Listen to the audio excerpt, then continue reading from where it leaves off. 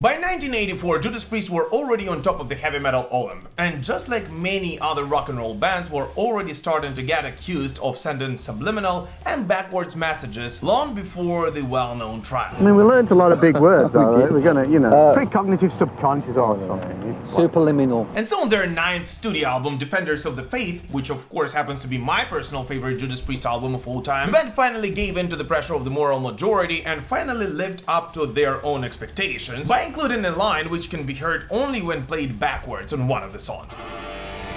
In 1984 interview, Rob Halford himself said that the backwards messages were already done so many times that even by the 80s they were already considered an ordeal. Yet because so many people were still clinging to the idea that a rock and roll band should of course be sending out information to the entire world about, you know, whatever it is, which can only be heard when played backwards on a vinyl record player. And I'm not even sure, maybe that is true, and maybe that was the means of communication for some of the bands or political parties. Yet the fact remains that since Judas Priest were already accused of something like that, the band decided to simply include a line like this into one of their albums. And while you're listening to it, forward and comprehends a message. Can you believe that? The original idea by the band was to include the backward message on the album as it was fading out. This was supposed to be done simply to freak out all of the protesters who, when they would finally get to play it properly, would hear something like, "We like to drink a lot of milk," or something really healthy along those lines.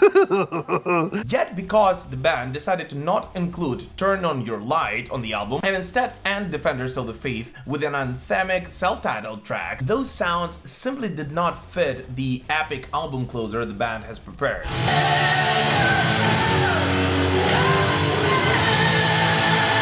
Luckily for us, though, one of the songs on Defenders of the Faith was already full of innovation. A monumental Love Bites, because of which Judas Priest were actually accused in the 1980s by one of the journalists of not really being a heavy metal band. What? Would not only challenge the boundaries of heavy metal itself, but it would also be the very first time the bassist Ian Hill would use a Toro bass pedal in the intro, and thus would be a perfect song to include a first ever backwards line by a band.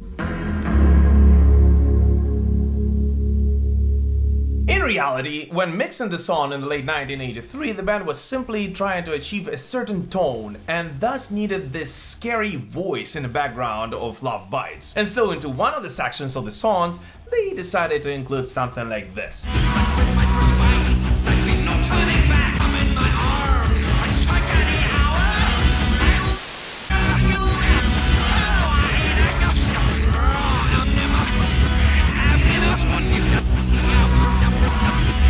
Okay, I'll be honest with you, at first it took me a couple of listens to finally understand what they're saying there, so if you are just like me, I encourage you to go and listen to it a couple of more times. And in case if it would actually help you a bit more, the line goes simply, "In the dead of night, love bites, performed by Rob Halford in his normal, not singing but speaking voice.